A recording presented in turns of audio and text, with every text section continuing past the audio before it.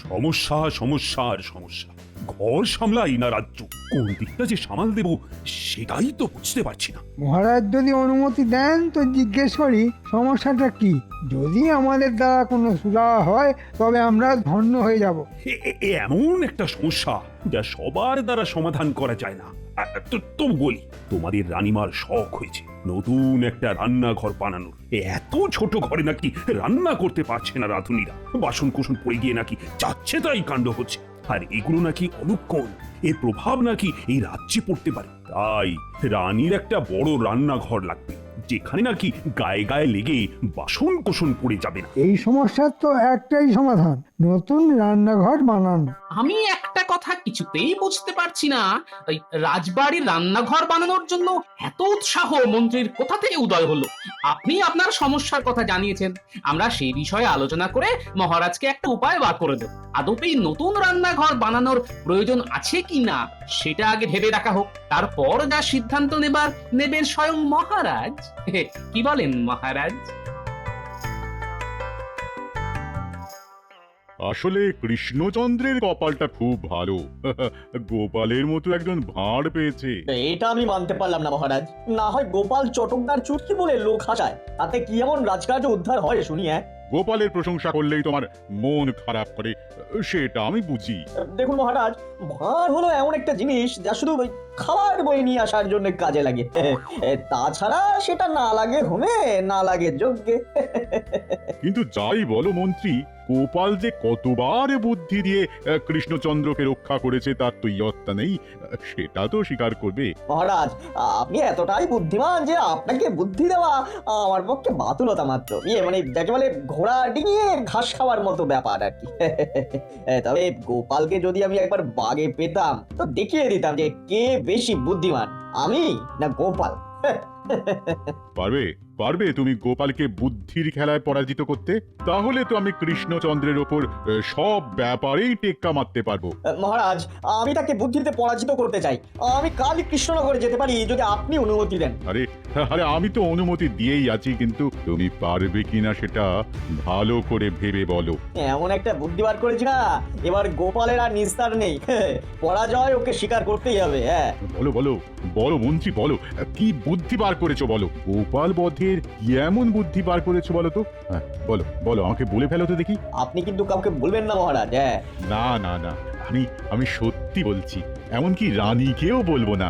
এবার বলো কি এমন বুদ্ধি করেছো যা দিয়ে তুমি গোপালকে লেজে গোবরে করে ছাড়বে?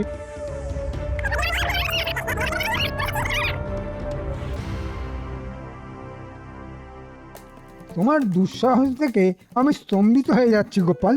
রানীমা যেখানে একটা নতুন রান্নাঘর চাইছেন, মহারাজ রাজিও হয়েছেন, সেখানে উনি এলেন বলতে রান্নাঘরের কোনো প্রয়োজন নেই। কি সাহস, হ্যাঁ, কি স্পর্ধা! মহারাজ, গোপালকে এই স্পর্ধার জন্য জরিমানা দেওয়া উচিত। মন্ত্রী, রাজ্যের অনাহার, দুর্ভিক্ষ, অনাবৃষ্টি কোনো কিছুতেই তোমাকে এত বিচলিত হতে দেখি, কিন্তু একটা সামান্য রান্নাঘর নিয়ে তুমি যা উদ্বেগ দেখাচ্ছ, তাতে আমি তো বিশেষভাবে অবাক হয়ে যাচ্ছি। মহারাজ, এই নতুন রান্নাঘর চাইছেন স্বয়ং আমাদের রানীমা। তার এই সামান্য চাহিদাকে আমাদের মেটানো উচিত নয়? আমি তো আপনাকে বললামই, নতুন রান্নাঘরের জন্য ভালো রাজমিস্ত্রি তো আমার হাতে আছে। মহারাজ, আপনি আদেশ করলেই আমি কাজ শুরু করে দেব। তুমি বললেই তো আর আমি আদেশ করব না, আগে গোপাল কি বলে সেটা শুন। হ্যাঁ হ্যাঁ গোপাল, তুমি বললে যে নতুন রান্নাঘরের কোনো প্রয়োজনই নেই, এই কথাটার একটু ব্যাখ্যা করে বলো তো।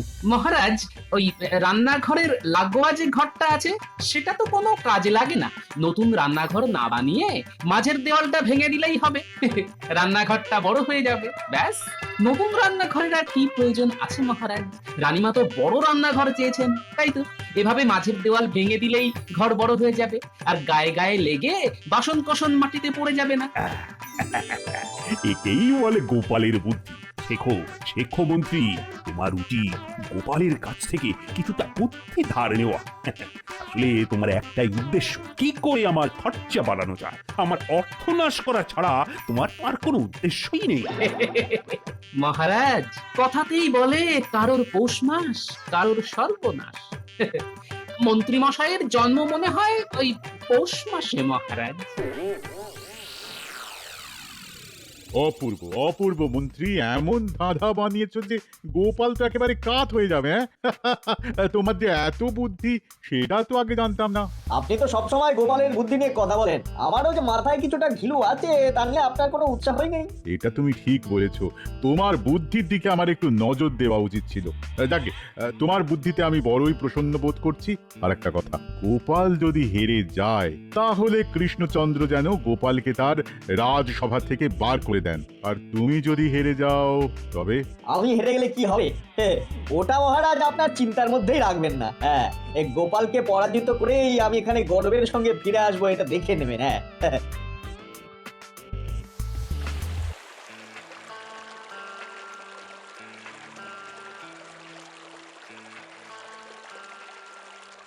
মহারাজ, গোপাল কিন্তু এবার মাত্রা ছাড়িয়ে যাচ্ছে।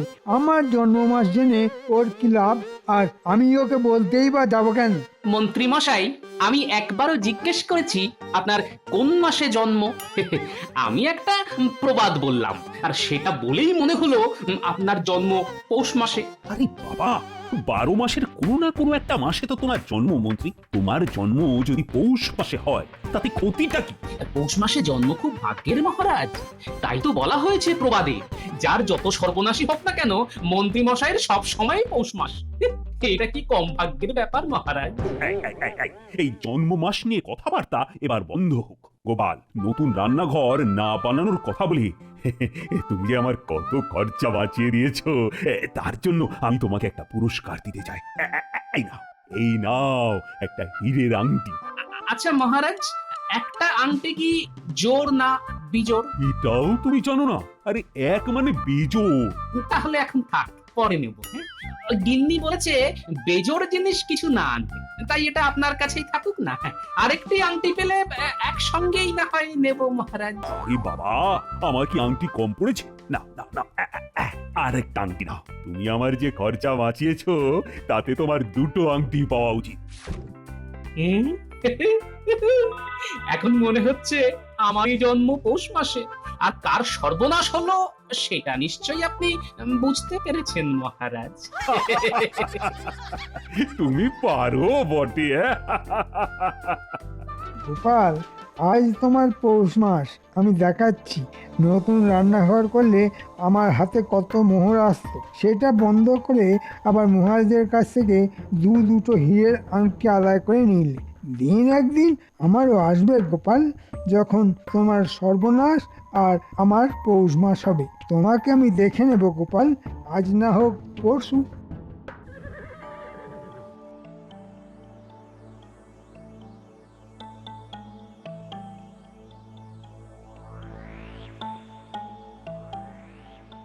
আরে মন্ত্রীমশাই, আপনি এত রাতে?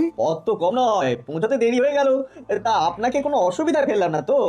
আপনি কি কথা বলছেন? আপনাকে আমার গৃহে পেয়ে আমি ধন্য হয়ে গেলাম। তা এত রাতে আপনার আগমনের হেতুটা যদি বলেন। এত দূরে এসেছে কি বিনা উদ্দেশ্যে? চলুন সেই বিষয়ে কিছুটা আলোচনা করে নিই। চলুন চলুন। হ্যাঁ, আপনি একটু বিশ্রাম নিন, তারপর কথা হবে।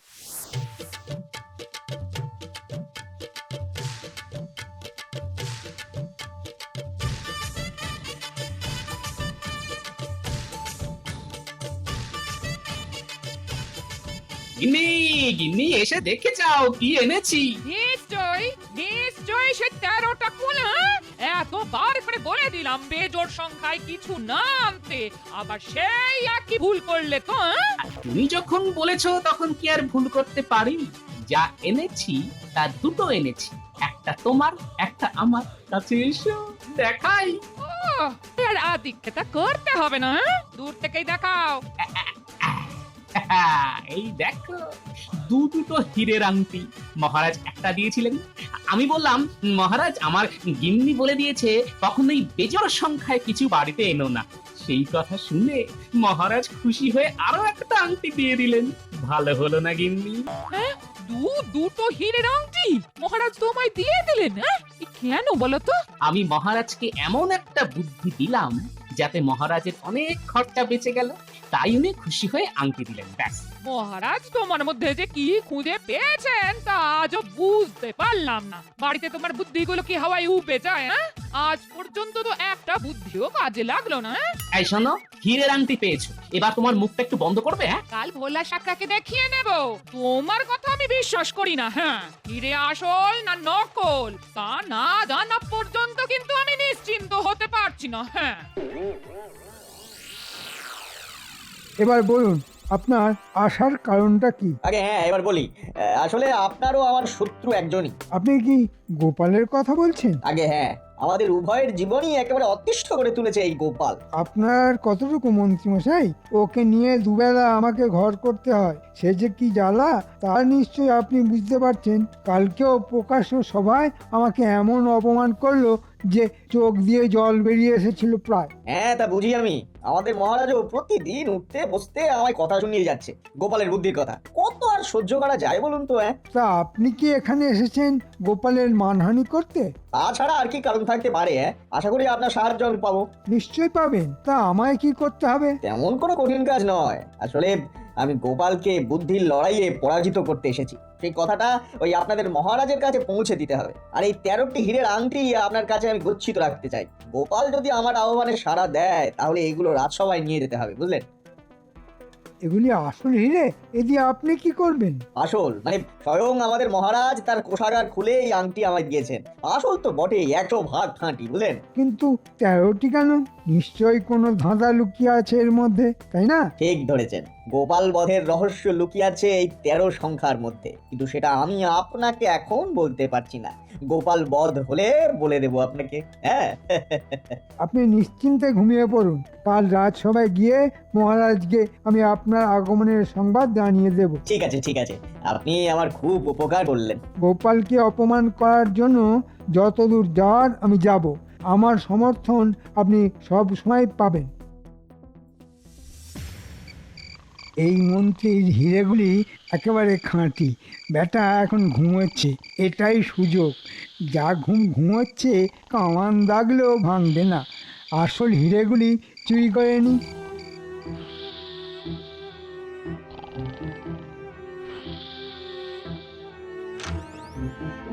এই নিলাম।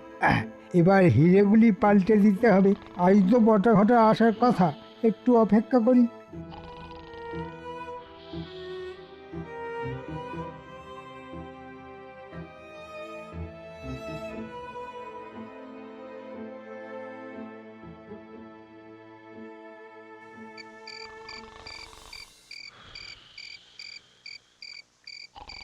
মন্ত্রীমশাই, আমরা বটা ঘটা। আসতে ডাক, এ কথা বলবি, ঘরে অতিথি আছে। আসলে রোজ রাতেই তো একবার করে আপনার কাছে আসি, যদি কোনো খবর পাই। অনেকদিন কিছুই পাইনি, আজ কিছু করতে হবে নাকি? মানে কিছু রোজগার হবে নাকি মন্ত্রীমশাই? আজ একেবারে বড্ড শুভ দিনে এসেছিস, কাজটা কিন্তু খুব তাড়াতাড়ি করতে হবে। এই নে 13টা হীরের আংটি, এক্ষুনি আমার নাম করে ভোলা স্যাকরাকে ঘুম থেকে তুলে বলবি এই আংটি থেকে আসল হিরে সরিয়ে নকল হিরে বসিয়ে দিতে। আর বলবি কেউ যদি সেটা ধরতে পারে তো ভোলাকে শুলে তুলতে আমার খুব একটা সময় লাগবে না, বুঝলে? এই হিরে কিন্তু ওই 3 ভাগে ভাগ হবে, কেউ বেশি পাবে না, কেউ কমও পাবে না, এই আমি বলে রাখলাম। ঘটা পাঠশালায় কিছুদিন পড়েছিল তো, তাই সব কিছুই অঙ্ক দিয়ে হিসেব করে। আপনি কিছু মনে করবেন না, আমরা এক্ষুনি যাচ্ছি আর আসছি। ভোলা শেখরাকে দিয়ে কাজটা করিয়ে ভোরের আগেই ফিরে আসছি।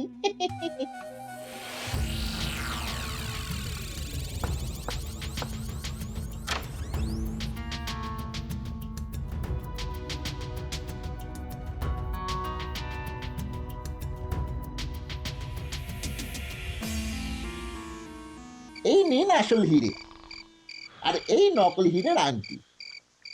এবার আমাদের ভাগটা দিয়ে দিন। সমান ভাগ চাই কিন্তু। 13টা হিরে 3 ভাগে ভাগ করলে এক একজনের ভাগে আসবে 4টে করে হিরের আংটি, বাকি থেকে গেল একটা। সেটাকে পাবে। কেন? মন্ত্রী মশাই তো নিজের মুখেই বলেছেন হীরের সমান ভাগ হবে। এবার একটা বাড়তি হিরে কি করে 3 ভাগ করবি? আরে মন্ত্রীমশাই নিজে থেকে একটা দিয়ে দেবেন, তাহলে এক একজনের হাতে থাকবে 5টা করে হিরে। কি মন্ত্রীমশাই, আপনি একটা দিয়ে দিলেই তো 15টা হয়ে যাবে, তাই না? সত্যি অঙ্কে তোর মাথাটা খুব ভালো ছিল রে। কেন যে চুরি চামারির কাজে হাত পাকালি কে জানে।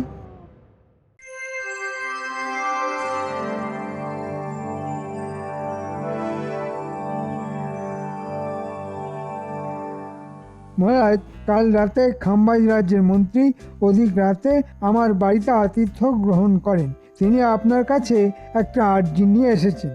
আরে মন্ত্রী মশাই, আমার রাজ্যে আপনাকে স্বাগত। তা খাম্বাজ রাজ্যের সব কুশল তো? আরে হ্যাঁ মহারাজ, তিনি আসলে গোপালের সঙ্গে বুদ্ধির খেলা খেলতে আমাকে পাঠিয়েছেন আর কি। আপনি আজ্ঞা করলে আমি কি গোপালকে খেলায় আহ্বান করতে পারি? কি গোপাল, তোমাকে বুদ্ধির খেলায় আহ্বান করছে খাম্বাজ রাজ্যের মন্ত্রী মশাই স্বয়ং। তা ভেবে দেখো তুমি এই আহ্বানে সাড়া দেবে কিনা।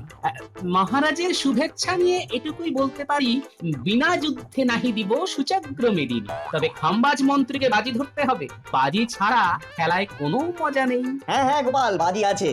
যেমন আমার কাছে 13টা হীরের আংটি আছে, যা দিয়ে খেলা শুরু হবে। তুমি যদি খেলায় জিতে যাও তবে 13টা হীরের আংটি তোমার হবে, আর যদি আমি জিতে যাই তবে তুমি আর কোনোদিনও এই রাজসভায় আসতে পারবে না। কেমন? মহারাজ, খেলার প্রথম শর্তে আমি রাজি, আর দ্বিতীয় শর্ত আমার উপর নির্ভর করছে না। মহারাজ বললে আমি আর রাজসভায় আসবো না। দ্বিতীয় শর্তটা খুবই খারাপ, কিন্তু গোপালের উপর আমার ভরসা আছে, ওই জিতবে। সুতরাং আমার মত রইল। তাহলে খেলা শুরু হলো। গোপাল, আমার হাতে আছে এই 13টা হীরের আংটি। এর থেকে তোমাকে দিলাম 6টা আংটি, আর আমি নিলাম 7টা। দুজনেই সমান সংখ্যক আংটি একটা একটা করে মাটিতে ফেলবো। হাতে যা আছে তাই দিয়েই খেলতে হবে, কারো কাছ থেকে আংটি ধার নেওয়া যাবে না। কেমন? চেষ্টা করে দেখি। এই আমি 2টো ফেললাম এই ঝলমলে কাঁচের উপর, তুমিও ফেলো। ঠিক আছে, আমিও 2টো ফেললাম। এবার আমি 4টে একসঙ্গে ফেললাম। এবার আমিও 4টে একসঙ্গে ফেললাম। এবার আমি আমার শেষ আংটি ফেললাম। গোপাল, গোপাল, তুমি হেরে গেছো। তোমার হাতে কিন্তু আর কোনো আংটি নেই। এবার কি করবে? কি করবে এবার? মন্ত্রী মশাই, আপনি হয়তো দেখতে পারেননি, আমার হাতে আরো একটা হিরে আছে, আমি সেটা এই ফেললাম। এমন তো কথা ছিল না। আমি যে কটা দিয়েছি ততটাই তোমার ফেলার কথা ছিল, আঙ্গুলেরটা নয়। কেন নয়? একটা বাচ্চা ছেলেও বুঝে যাবে যে আপনি নিজের হাতে 7টা আংটি রেখে আমাকে দিলেন 6টা আংটি। আমি কিছুতেই আপনার সমান আংটি ফেলতে পারবো না। আমার আঙ্গুলে মহারাজের আংটিটা না থাকলে আমি এই খেলায় রাজি হতাম না। আমি কি শিশু যে আমার সঙ্গে বাচ্চাদের খেলা খেলতে এসেছেন? হ্যাঁ মহারাজ, শর্ত অনুযায়ী এই 13টি আংটি আমি নিলাম। এবার 10 আঙ্গুলে 13টা হীরের আংটি পরে ঘুরে বেড়াবো। আপনি কি আমার রাজ্যকে বাচ্চাদের ঝুলন খেলার দেশ বলে ভেবেছেন? পরের বার যদি আসেন তো ভালো খেলা নিয়ে আসবেন। এবার বিদায় নিন সত্তর। মহারাজ, আপনি মন্ত্রী মশাইকে একটু অপেক্ষা করতে বলুন। হ্যাঁ, কথায় বলে নেপোই মারে দই, এখানেও তাই হয়েছে। এই আংটিগুলির প্রত্যেকটি নকল হিরে মহারাজ। খাম্বাজ রাজ্যের মন্ত্রী মশাই, আপনি কি এই হিরে কারো কাছে গচ্ছিত রেখেছিলেন? হ্যাঁ, মানে আপনাদের মন্ত্রী মশাইয়ের কাছে। আপনি এক্ষুনি আমাদের মন্ত্রী মশাইয়ের বাড়িতে তল্লাশি চালান, সব আসল হিরে ওনার বাড়িতেই পেয়ে যাবেন। গোপাল মিথ্যে কথা বলছে। হিংসে ওর মাথা খারাপ হয়ে গেছে, ও পাগল হয়ে গেছে। আপনি ওর কথা বিশ্বাস করবেন না। আমি সত্যি বলছি না মিথ্যে বলছি তা এক্ষুনি প্রমাণ হয়ে যাবে। মহারাজ লক্ষ্য করুন, আমরা হিরে ফেলছিলাম সূক্ষ্ম কাচের ওপর। আমি যখন হিরে একটু ঘষে ঘষে নিচ্ছিলাম, দেখলাম একটা হিরেও কোনো কাছে দাগ কাটতে পারেনি। তখন থেকেই জানতাম এগুলি নকল হিরে, আসল হিরে নয়। আপনি রাজ সাকরাকে রাখুন, সবার সামনেই প্রমাণ হয়ে যাবে এগুলি কাঁচ কাটা হিরে কিন্তু।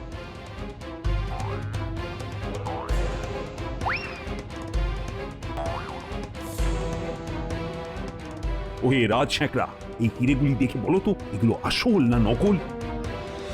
মহারাজ, এই যে সামনে একটা কাচের আধার দেখা যাচ্ছে, আমি সেটা হিরে দিয়ে কাটতে পারি। যদি কাটতে পারি তবে এগুলো আসল, আর না পারলে হিরেগুলি নকল। হ্যাঁ হ্যাঁ, নিশ্চয়ই পারো।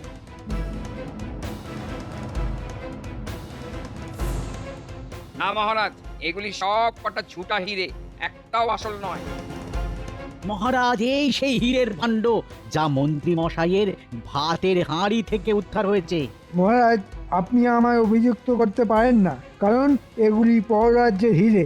আমি এই হিরে আপনাকে দান করতাম মহারাজ। খাম্বাজ রাজ্যের মন্ত্রী মশাই, এই হিরে চোরটাকে আমি আপনার রাজাকে দান করলাম। ওকে আচ্ছা করে বেঁধে আপনার সঙ্গে পাঠিয়ে দিচ্ছি। নিলে নেবেন, না হয় জঙ্গলেই ফেলে রেখে যাবেন। মহারাজ, আপনার ব্রহ্মসাপ লাগবে? লাগলে আমার নয়, বাঘের লাগতে পারে।